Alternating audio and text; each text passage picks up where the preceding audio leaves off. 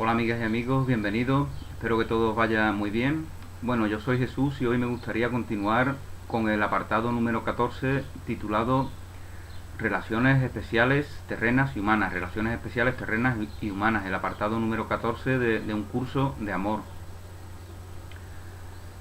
Bueno, ya hice un vídeo sobre los primeros puntos de este apartado y ahora voy a continuar compartiendo con vosotros mis reflexiones e impresiones personales sobre este apartado. Bueno, nos dice textualmente un curso de amor que buscas ser diferente del resto y al hacerlo proclamas que una parte de la creación es mejor que la otra. Lógicamente nuestro deseo de ser especial lo que hace es subrayar que en la creación supuestamente hay diferencias, que hay una parte mejor que otra, ¿no? Y la fe en ello, la fe en esa distorsión, la arraigamos en nosotros al dejarnos llevar por el deseo de ser especial, ¿no? Es lo que siempre decimos, ¿no? Al atacar realmente arraigamos en nosotros nuestro crédito en el ataque, ¿no? El deseo de ser especial es una forma de atacar también. Es una forma de atacar a nuestros semejantes en el sentido de que no los vemos a ellos dentro de esa especialidad que pretendemos para nosotros, ¿no? El deseo de ser especial es una afirmación de carencia, porque es no reconocernos en nuestra función especial, ¿no? Que todos tenemos, ¿no? Por lo tanto, el deseo de ser especial es una afirmación que uno se hace a sí mismo en la carencia, en la mendicidad, ¿no? En la negación de la abundancia y de la plenitud en la que somos creados para la eternidad.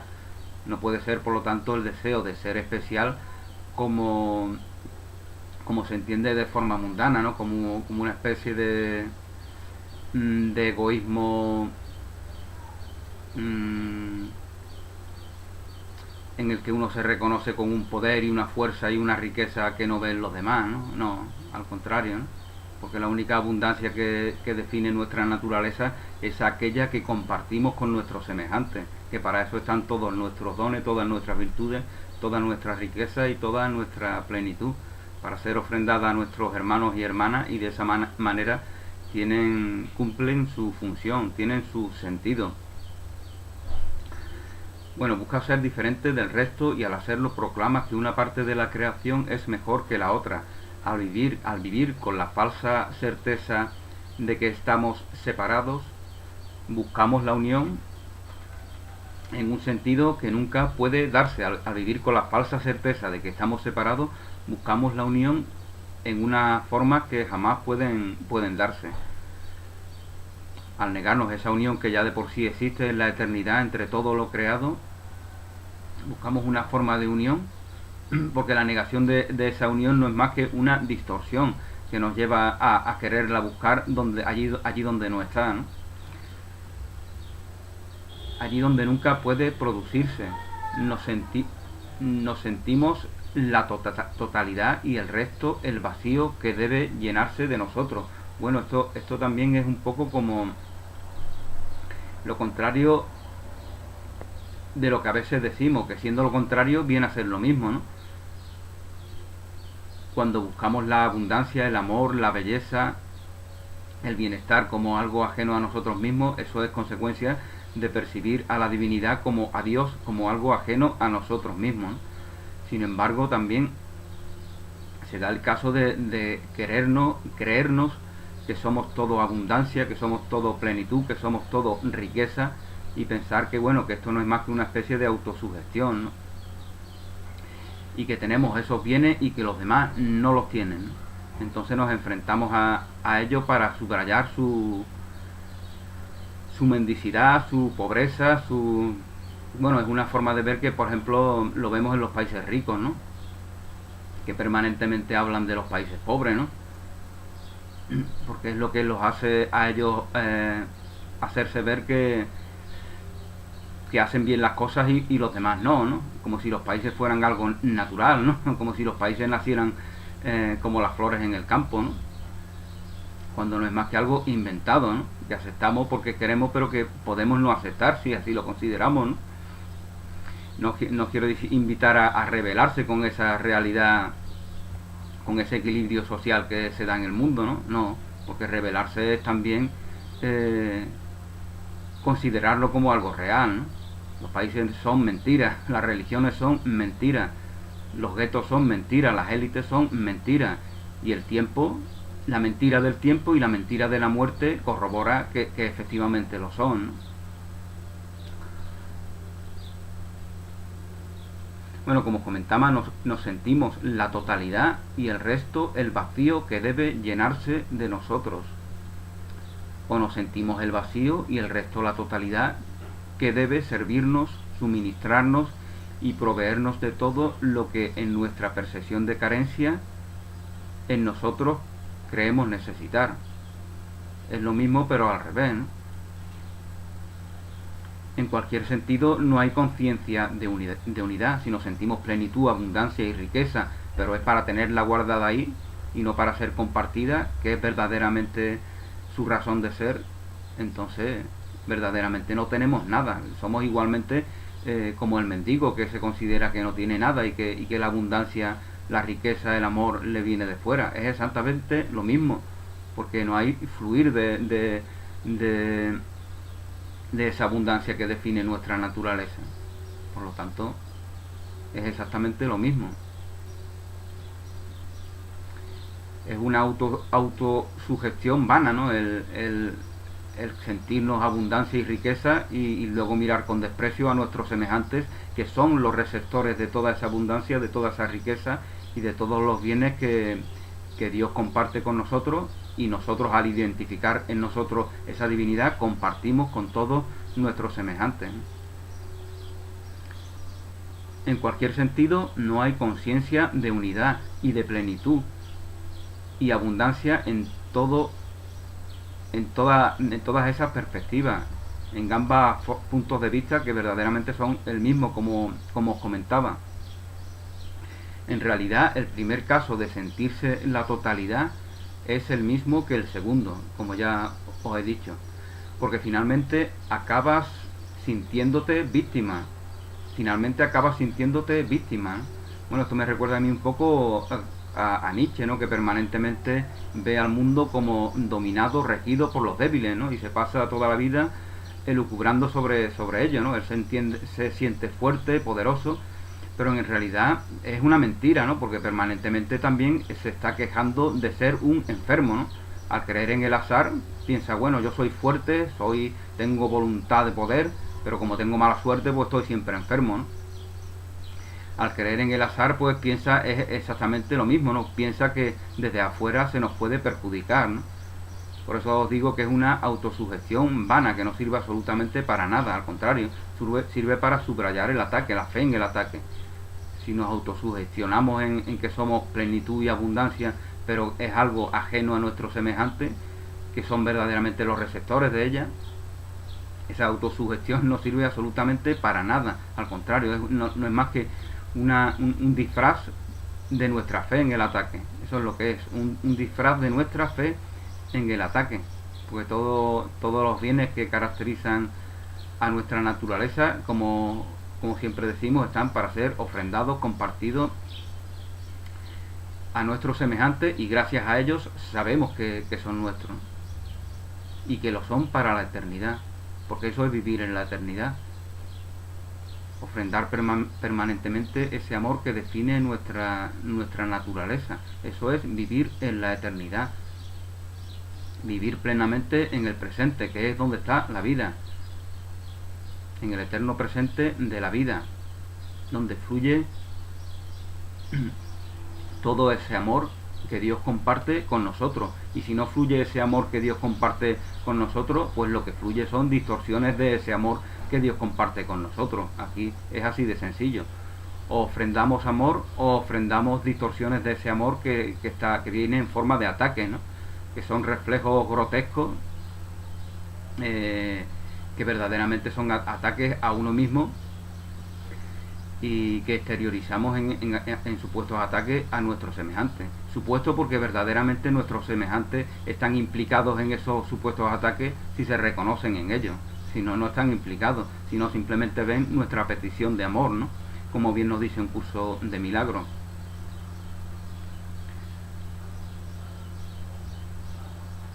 Bueno, como os comentaba, en cualquier sentido no hay conciencia de unidad y de plenitud en todas esas perspectivas, porque en realidad, en el primer caso de sentirse la totalidad, ese es el mismo que el segundo, porque finalmente acabas sintiéndote víctima, y si te sientes víctima es que te percibes carente y vulnerable. Si te sientes víctima es que te percibes carente y vulnerable, ¿no? Como lo que antes comentábamos, que te percibes carente y vulnerable y atribuyes al resto la fortaleza. Esto es un poco como lo que antes comentábamos de Nietzsche, ¿no? Que se siente con esa voluntad de poder, pero claro, lo que pasa es que durante 2500 años los débiles han dominado el mundo, ¿no? Pero claro, si los débiles dominan el mundo, es porque no sean tan débiles, ¿no? Y si los débiles me perjudican a mí, suponiendo que yo fuera Nietzsche, es que yo soy más débil todavía que los débiles, ¿no? Yo me percibo como más vulnerable y más débil que los débiles, puesto que estoy afirmando que los débiles, cada uno de ellos y todos en su totalidad, me están perjudicando a mí. Pues entonces yo soy más débil que ellos, ¿no? Pues si los débiles son débiles, pues estarán para ser receptores de esa fortaleza que en mí identifico, ¿no? No para tenerla guardada dentro, ¿no? La fortaleza que se guarda, pues realmente es debilidad, ¿eh? Porque finalmente le pasa como a este filósofo, ¿no? Que sin expresarlo en palabras se ve como inferior a los débiles, a los que supuestamente son débiles, ¿no? Desde su punto de vista, ¿no? Bueno, aquí os lo comento, ¿no? Un ejemplo es Nietzsche, que habla de la voluntad de poder, pero luego se siente víctima de los débiles, que durante 2500 años, según él, han dominado el mundo. Nietzsche habla de la voluntad de poder porque nos reconoce en sí el poder de la voluntad. El poder de la voluntad, esa voluntad nuestra que es siempre la voluntad de Dios, no, porque no hay otra voluntad verdaderamente. No hay más voluntad que la voluntad de Dios, no hay más poder que el poder de Dios. Todo poder es de Dios, no hay poder en lo mundano. Quien cree que hay poder en lo mundano se mete ya en un laberinto sin salida. La única salida es reconocer que todo poder es de Dios, toda gracia es de Dios, toda voluntad es de Dios. ¿Qué es lo demás? Distorsiones, distorsiones de esa realidad, distorsiones, sueños, imaginaciones, cosas que se deshacen en la falsedad, que son corroboradas por la muerte, que son corroboradas por la ilusión del tiempo en su falsedad. Porque lo que es verdad lo es en la eternidad, por eso nuestra vida está en la eternidad, porque es verdad que somos vida, es verdad que estamos vivos, no podemos estarlo en el tiempo. Si el tiempo lo hace lo mismo que hace con Macondo, ¿no? Ese pueblo de 100 años de soledad, el libro de Gabriel García Márquez, ¿no? El tiempo lo borra todo, lo anula todo, lo deshace todo lo que no es verdad, todo lo que son simplemente distorsiones, todo lo que tiene formas, todo lo que no es espíritu, que es lo que somos. La noción del cielo como un logro tras la muerte se adecúa a los fines de la separación. La noción del cielo como un logro tras la muerte se adecúa a los fines de la separación. Bueno, esto nos dice textualmente en Curso de Amor. Lógicamente, el pensar que el paraíso está en el pasado o en el futuro tras la muerte es consecuencia de dar todo crédito a la separación. Es pensar que hay realidades ajenas al cielo, que es decir, a la creación. La creación es el cielo en sí mismo. ¿Cómo iba Dios a crear algo que fuera ajeno al reino de los cielos? La creación es el reino de los cielos. Lo que no es el reino de los cielos son distorsiones de él. Al no reconocer ese reino de los cielos en nosotros, como bien dice Jesús de Nazaret, el reino de los cielos está en vosotros, al no reconocernos, nos imaginamos ajenos a él, y a partir de ahí ya percibimos toda esta realidad mundana. Percibimos de una forma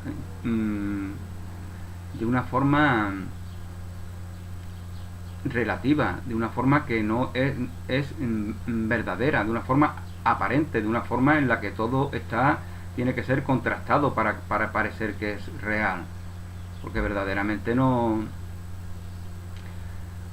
es ese reino de los cielos, no lo vemos desde el amor que define ese reino de los cielos. Viendo desde el amor, todo lo que vemos es amor, ¿no?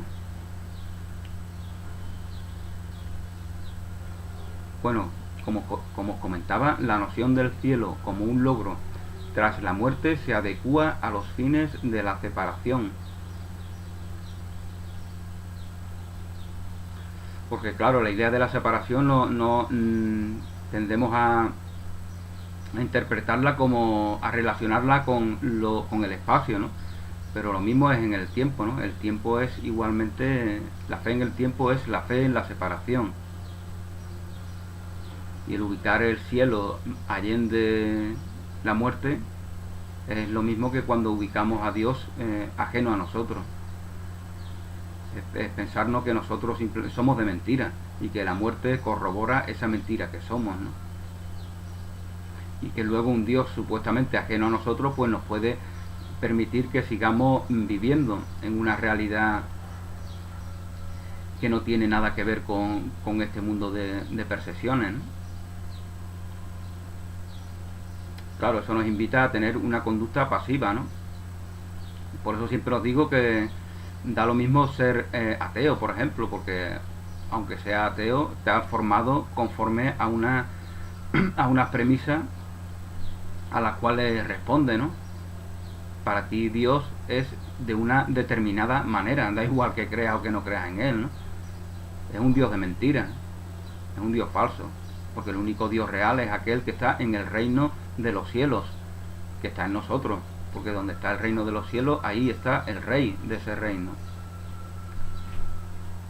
¿Qué creador haría un mundo en el cual el logro más elevado sería abandonarlo para tener vida? ¿Qué creador haría un mundo en el cual el logro más elevado sería abandonarlo para tener vida?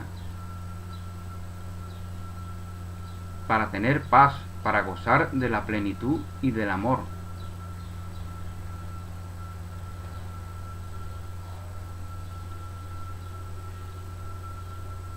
¿Qué creador haría un mundo ajeno a sí mismo?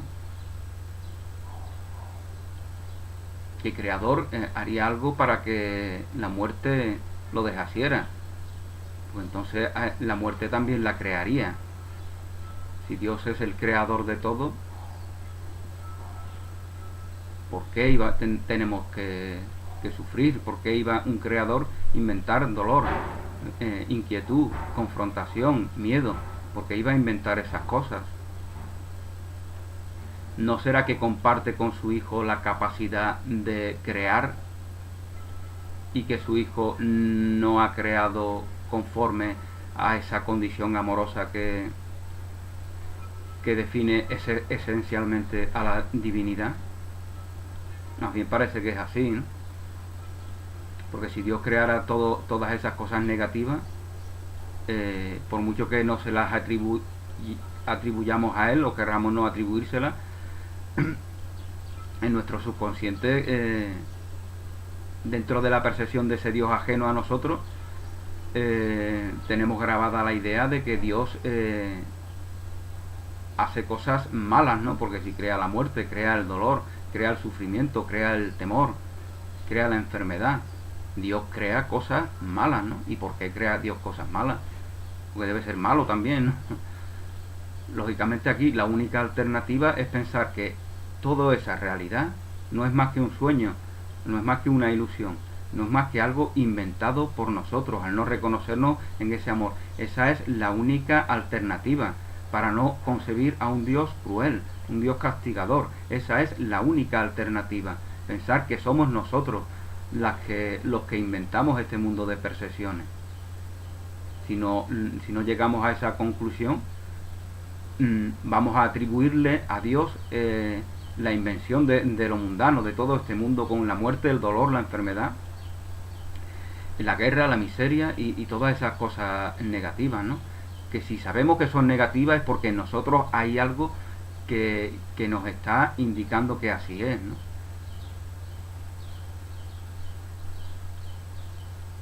Claro, esto los psicólogos del siglo XX, sobre todo, se metían en unos laberintos bestiales, ¿no? Porque pensaban que la bondad fundamental del hombre no era más que consecuencia de una educación determinada, ¿no?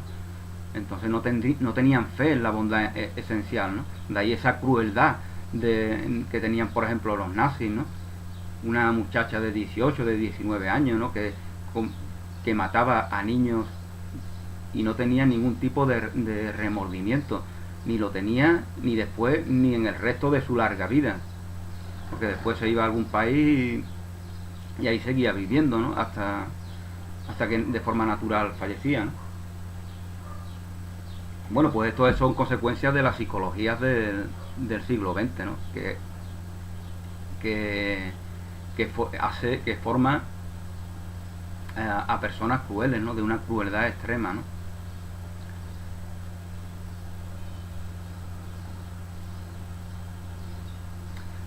Si el mundo es armonía, como lo vemos en las estrellas, si el mundo es armonía, vemos que en el mundo, en el firmamento hay billones y billones de estrellas, ¿no? No vemos que se estén chocando permanentemente ni nada de eso, ¿no?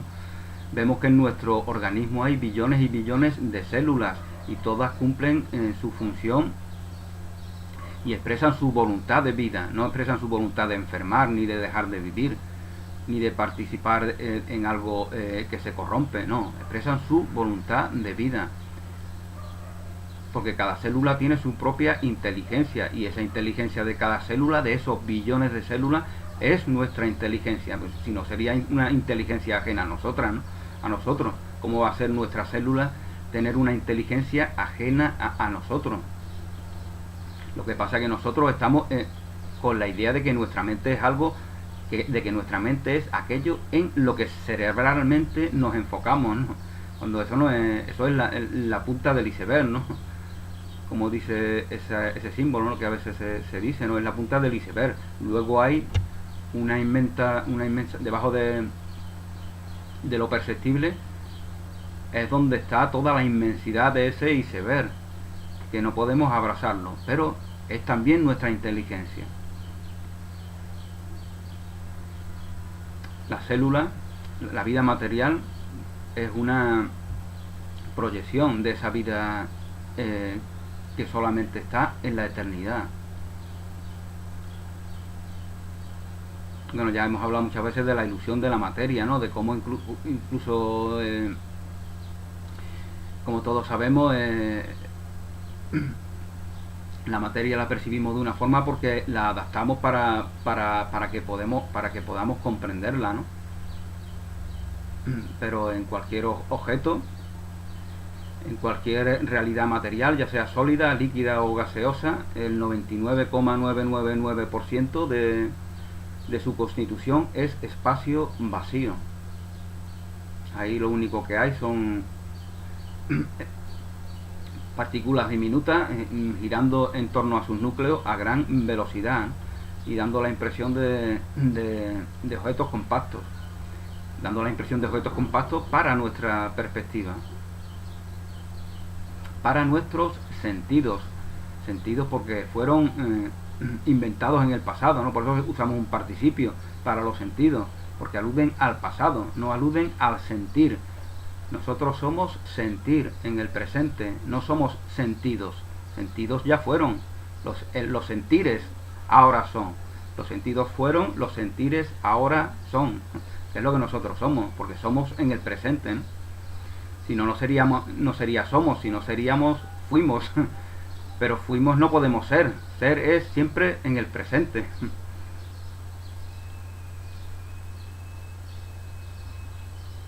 Bueno, si el mundo es armonía, como lo vemos en las estrellas, como comentaba, con el pequeño universo de una célula, porque si ya nuestra célula, nuestros billones de células que conforman nuestro organismo ya es algo complejo, es que dentro de cada célula hay también un universo inmenso, un universo igual como el universo material que nos impresiona por su infinitud, ¿no? Y por su inconcebible grandeza, ¿no? Pues lo mismo es cada una de nuestras células, es un universo tan infinito y tan complejo como este universo material, ¿no? Infinito porque hacia lo pequeño también hay infinitud, ¿no? Eso como la película del hombre menguante, ¿no? Que va menguando y puede seguir menguando eternamente, porque no hay un punto final, ¿no? Como lo vemos con las matemáticas, con los números. En cuanto pones decimales, puedes poner infinitos decimales. El hombre menguante va menguando infinitamente. Bueno, es una ilusión, ¿no? Que nos hace ver en los misterios de la vida, ¿no? Estas cosas nos dan noticia de los misterios de la vida, que no son comprensibles por la razón. La razón aprendida simplemente los desecha como ilusiones o simplemente inventa una explicación para salir al paso, ¿no? Porque los misterios de la vida se entienden con el corazón, con el sentir que siempre está en el eterno presente de la vida.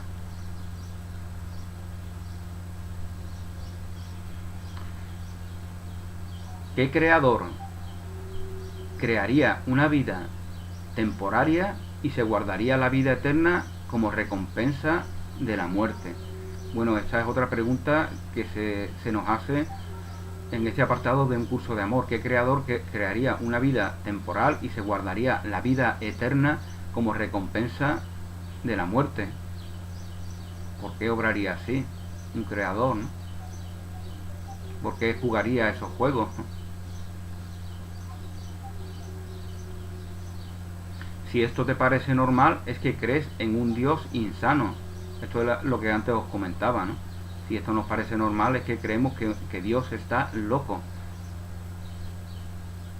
En el Dios celoso y castigador de los judíos, en el Dios en el que creían los judíos. Ahora no sé, ¿no? Pues yo ahora no sé en qué creen o dejan de creer la importante comunidad judía. Pero cuando llega Jesús de Nazaret, los judíos, que son gente sencilla en su mayoría, ¿no? Como bien nos dice Jesús en las cartas de Cristo, ¿no? Bueno, los judíos, que el pueblo son gente sencilla, que simplemente se acepta a esos dogmas, esos mandamientos y esas doctrinas que les son impuestos a través de la tradición. Y por lo tanto tienen fe en ese Dios, que se mueven a través del miedo, del temor, ¿no? En ese Dios castigador, al cual hay que ofrecerle permanentemente animales en su templo, ¿no? Por eso ese olor desagradable que hay en los templos, en el templo de Jerusalén, de animales quemados permanentemente, ¿no? Es una religión que es más bien una antirreligión. Y desgraciadamente de ahí salen todas las pseudo religiones, todo el pseudo cristianismo posterior, ¿no? Que no es más que una herejía del judaísmo al cual tiene que enfrentarse Jesús de Nazaret.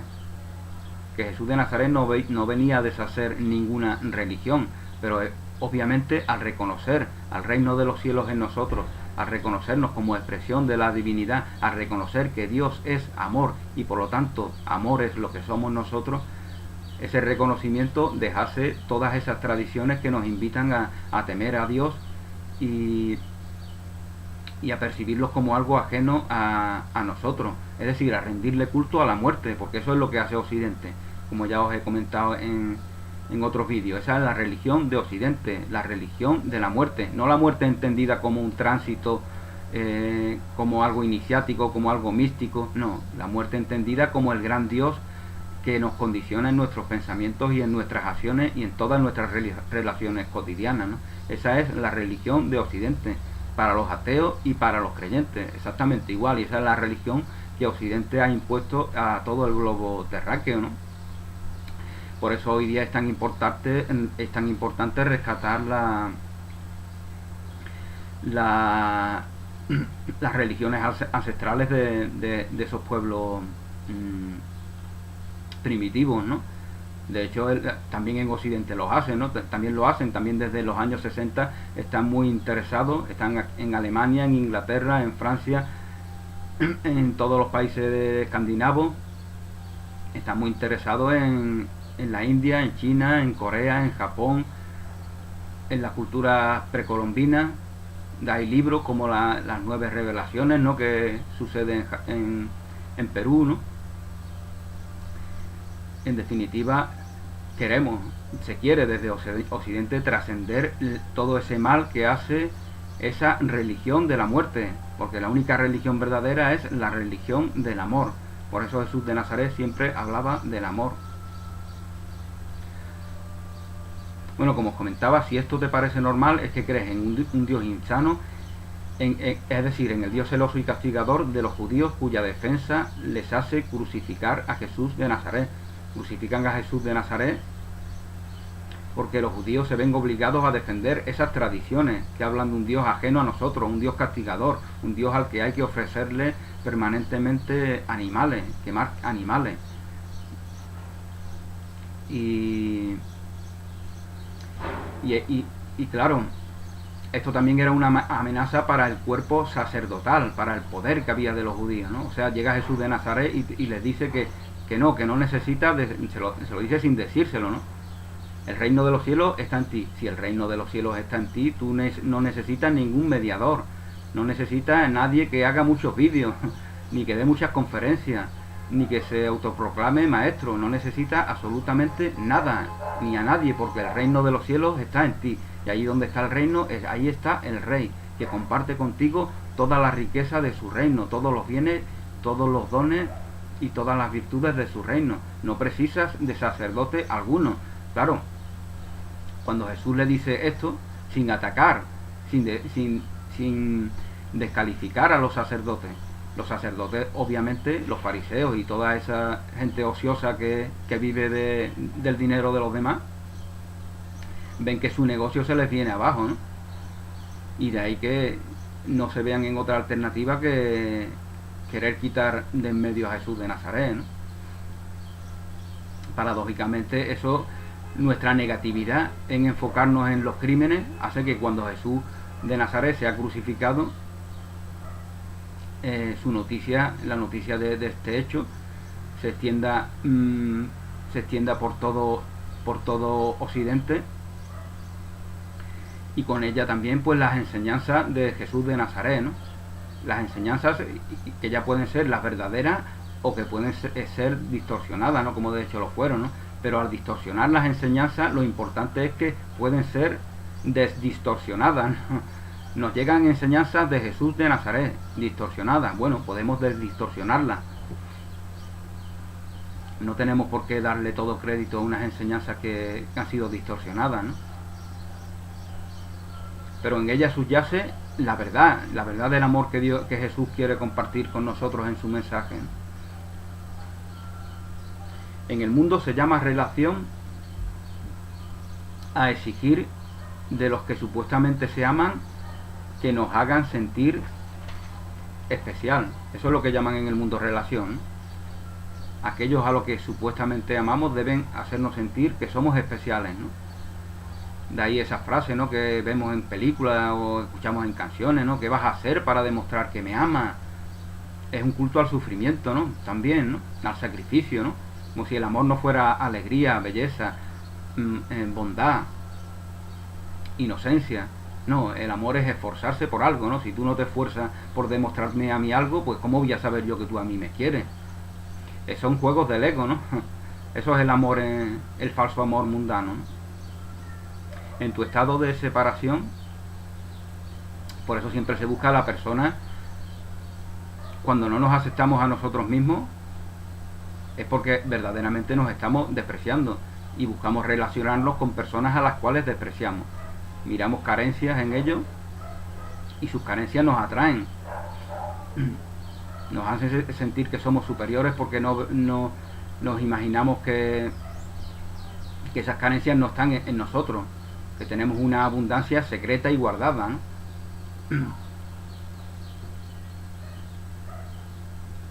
Que es de mentira, ¿no? Porque todas las supuestas abundancias que no son para compartir, no son abundancia ninguna, ¿no? No son riqueza ninguna, ¿no? En tu estado de separación pides que el amor te haga especial para alguien y que ese alguien sea especial para ti.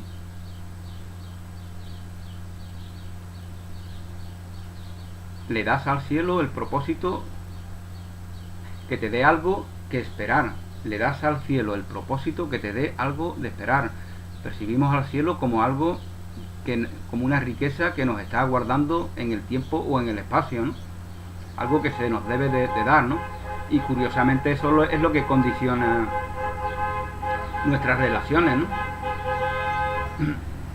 Por eso nos dice un curso de milagros también que esta frase, que puede ser malentendida, de que el ego ve el cielo en el presente. El ego ve el cielo en el presente porque el ego ve ídolos en el presente, ídolos de los cuales intentar extraer la abundancia que en sí mismo se niega, ¿no? Por eso siempre os digo que la percepción, el concepto que tenemos de Dios, el concepto que tenemos del cielo, condiciona, determina cómo son nuestras relaciones cotidianas, porque determina cómo percibimos a nuestros semejantes. Un cielo que es ajeno a nosotros, un Dios que es ajeno a nosotros, una divinidad que no tiene nada que ver con nuestra vida. Percibirlo así nos hace que percibamos a nuestros semejantes como ajenos al cielo, como ajenos a esa divinidad, ¿no? Y al mismo tiempo lo percibimos a ellos como poseedores de esa abundancia que nosotros no reconocemos. Le das al cielo el propósito que te dé algo que esperar, la recompensa de una vida vivida conforme a tus propias reglas, un premio para unos y no para otros. Al amor le das el mismo propósito, pero le asignas la tarea de recompensarte aquí y ahora. Al amor le das el mismo propósito, pero le asignas la tarea de recompensarte aquí y ahora, ¿no? Tú que no sabes cómo cambiar, bueno, estas son frases textuales de este apartado, tú que no sabes cómo cambiar tu estado de separación por la unión, ya lo has hecho cuando has amado libremente y sin temores. No sabemos cómo abrazar esa unión de la cual se nos habla, sin embargo ya lo hemos hecho, cuando hemos amado libremente y sin temores, sin exigencias, sin expectativas, como algo natural que emana de nosotros, que resuma desde esa fuente de ser que es Dios, porque Dios es amor. Cuando amamos expresamos la divinidad. Tú que no sabes, esta frase es muy importante, ¿no? Tú que no sabes cómo cambiar tu estado de separación por la unión, ya lo has hecho cuando has amado libremente y sin temores.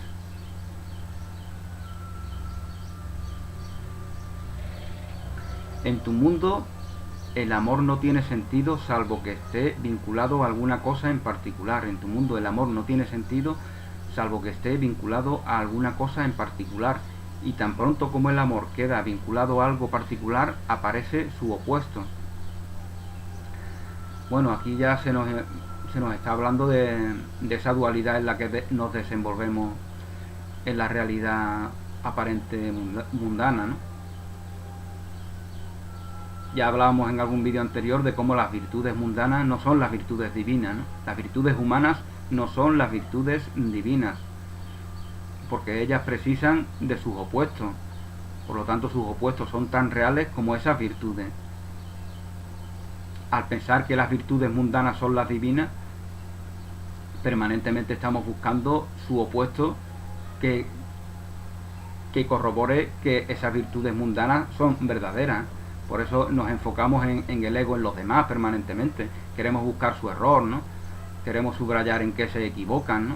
Atendemos a dónde está el fallo. Buscamos noticias dramáticas, trágicas, crímenes horribles. Nos enfocamos en cosas negativas porque queremos ver la culpabilidad en ello y de esa forma inventarnos una inocencia en nosotros. Una inocencia que no es más que un sucedáneo de esa inocencia en la que Dios nos crea para la eternidad, ¿no? Esa inocencia verdadera que no nos estamos reconociendo, esa inocencia que tiene que ver con las virtudes divinas, no con las virtudes mundanas. Eso es importante saber distinguirlo, ¿no? En las virtudes mundanas no hay verdad, todos son de mentira, tan de mentira como sus opuestos que la apuntalan y que la corroboran en esa falsedad. Las únicas virtudes reales son esas virtudes absolutas, sin límites, sin forma, cuya su naturaleza es ser ofrendada y ser compartida, y que definen nuestro espíritu. Porque solo el espíritu es real, solo el espíritu es real, solo el espíritu es verdad. Todo lo que perece, todo lo que se deshace en el tiempo, es tan falso como la muerte que lo deshace, y tan falso como el tiempo en donde se deshace.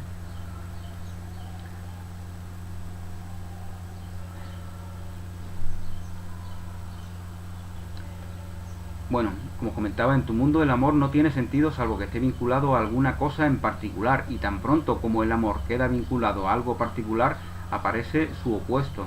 Esto no es amor, sino convertir a alguien en especial. Esto no es amor, sino convertir a alguien en especial. Y al hacerlo, lo opuesto al amor se vuelve real para ti. Al hacerlo, lo opuesto al amor se vuelve real para ti y para quienes dices amar, así como para quienes dices no amar.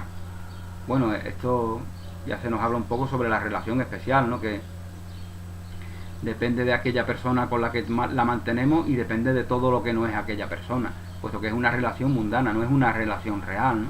Es como la bandera de Ucrania, ¿no? Que como otras veces decimos, ¿no? La bandera de Ucrania simboliza a Ucrania y simboliza a todo lo que no es Ucrania, porque la bandera de Ucrania es tan mentira como Ucrania, porque no alude a algo que no puede ser simbolizado. El amor de verdad no puede ser simbolizado. Todo lo que simboliza depende de aquello que no es simbolizado en ese símbolo. Eso es el mundo dual, ¿no? Bueno, pues con esto me despido por el momento de todos vosotros. Muchas gracias por vuestra atención. Que paséis un feliz día, un abrazo y hasta pronto.